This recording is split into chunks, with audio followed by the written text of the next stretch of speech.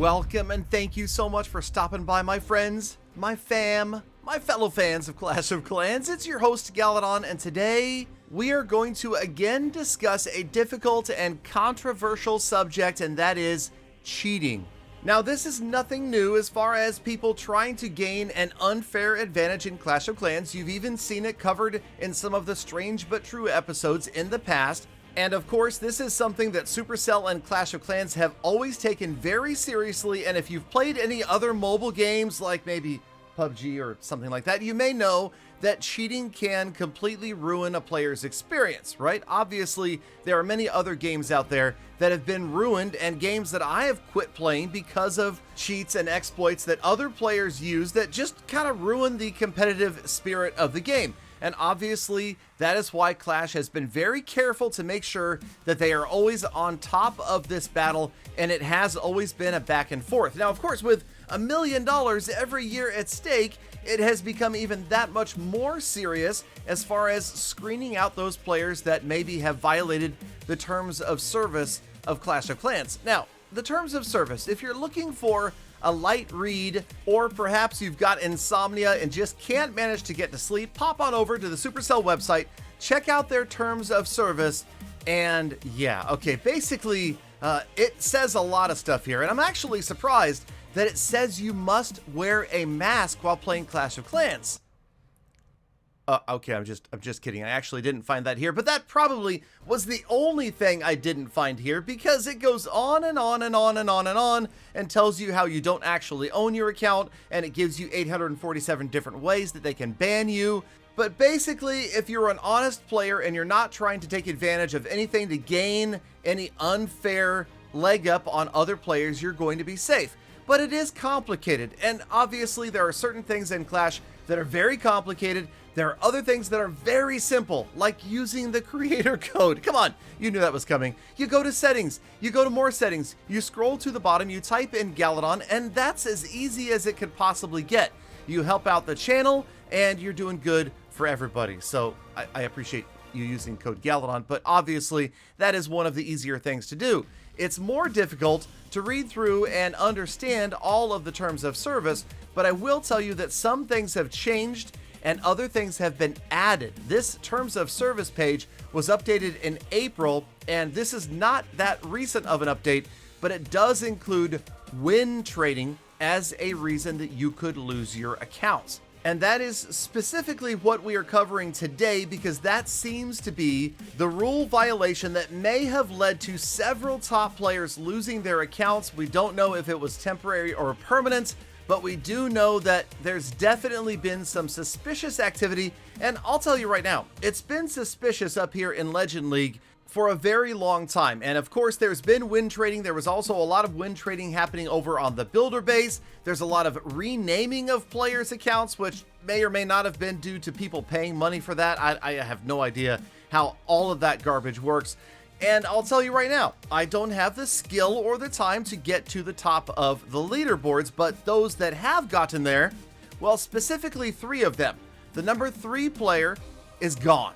The number 5 player from last season is also gone. And then the number 10 player from last season also gone. No player tag, and that usually means that that account has been banned forever. We've seen that from the past videos of the Strange But True, when players do actually cheat and do really strange things like have 2 town halls or no town hall, they usually get banned for life. Now, of course, that's more significant when you get a Legend League level player banned, because that's an account that likely either costs a great deal of money to get there or a great deal of time, or a combination of both. It's a relatively high profile player, maybe well known to the community as well. So yeah, I will tell you this, I do know from personal experience, and again, I've been to Supercell's headquarters 23 times in the last 8 years, I do know that they take cheating very, very seriously, and the only thing that they take more seriously than cheating is banning. And what I mean by that is, They go to great lengths to ensure that the ban is justified before they ban a player for cheating in the game. Now, this is a separate subject than the other subject of people getting banned for allegedly phishing. That seems to be a pretty common thing, but that's for a different episode. And I just have to tell you that I can understand why that happens, because obviously there are a lot of people out there that are trying to steal other players' accounts. But for now, we are speaking specifically to the cheating that seems to be happening in the top of the leaderboards. Now, of course, there also are other reasons that players have been banned recently.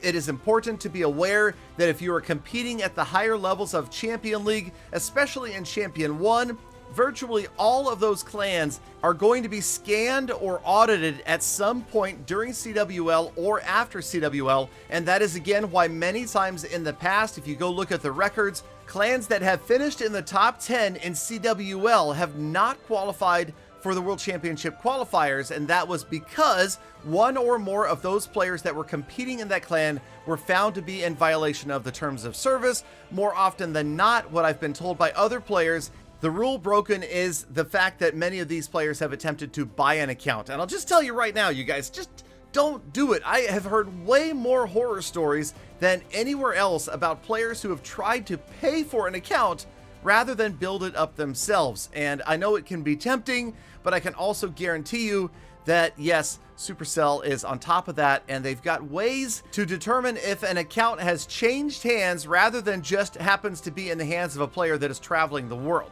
So be careful, just don't do it. I'm telling you, it's not worth it. I can't even tell you the number of times that people have asked me for one of my many accounts. Just come on, you guys, just don't. And then, of course, there's the fact that these bans are not lifted. They're not reversed. Now, there are some bans that could be for 7 days, for 30 days, for maybe even 60 or 90. I don't know what determines what length of ban is going to happen, but usually when a player tag disappears, that means that player is gone forever. We've also noted that recently in Legend League, some players have been suspiciously dropping, like they're unable to attack and they're just defending only. You can see that again if you go back and look at the leaderboards. For instance, the #1 player is now in Titan. That could just be somebody who's taken the season off, or it could be somebody that does not have access to their accounts. And again, that's something we don't know for sure. So I don't want to falsely accuse anybody, but at the same time, I just need to remind you that if you have received a ban and it says for life, there is nothing you can do to get that account back. To my knowledge, Supercell has never lifted a lifetime ban unless it was an error. And I'm guessing, again, there probably have been errors made. I know for sure that players have tried to go in and get an account back that they have lost for whatever reason with another account, and then they've got that account banned for phishing. And that's, again, a different subject. And those accounts usually do get restored. But I'm talking about, you know who you are. If you broke one of those 847 billion rules back there in the terms of service that flashed across the screen, you know that you broke the rule and you're never going to get to see that account again. So is it worth it? No. I mean, come on, look at these accounts. Big, beautiful, maxed out Town Hall 14s with so many thousands of hours and many thousands of dollars gone into these accounts to get them to where they are today. It's just not worth the risk to gain what? I mean, seriously, here's the other thing. I mean, come on, people. You are cheating to get to the top of the leaderboards in trophies where there's no reward.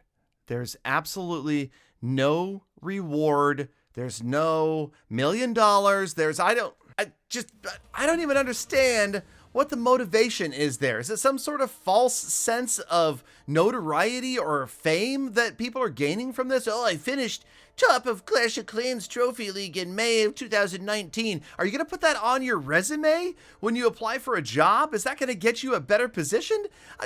I don't think so. Is that going to get you a girlfriend? Oh, wait a minute. That was global. Never mind. But I'm just saying, come on, people. Why? I can understand, that maybe some people do it in the World Championships because there's a ton of money at stake. I'm not saying it's right, but it's a little more understandable than the fake fame that comes with finishing at the top of the leaderboards. I mean, if you want it that badly, just go out there and do like some of these, other people who shall remain nameless have done and pay hundreds or thousands of dollars to the top players to change their name to your name. And then you can have your name all over the leaderboards and be really special because all of the top players have your name or your love's name or whatever the crap it is. I don't know. It's just, I find it just, I'm sorry. Am I jaded? Am I salty about this? Maybe just a little bit, and I apologize. Maybe it's too many years of making Clash content, but come on. I don't get it. I really, really don't.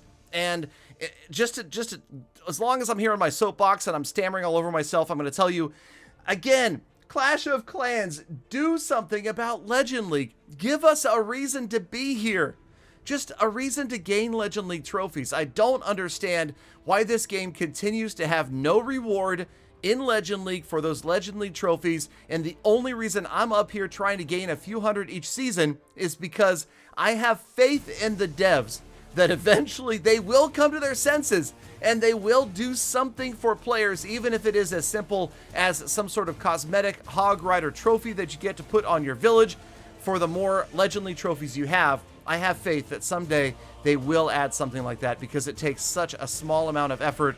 I'm even happy to fly back to Helsinki for the 25th time, sit down and help them come up with a plan and a shop and a reward system for Legend League trophies. All right, this video is over. Thank you, Galadon fam, for watching all the way to the end of the episode. You know that is why you are the true hashtag Galadon fam. That's why I love thinking about it and appreciate every single one of you every single day. So get out there and make the best of the rest of your day. Be kind to other people, animals, and planet. I'll see you back here again tomorrow for more full attacks. Fair attacks.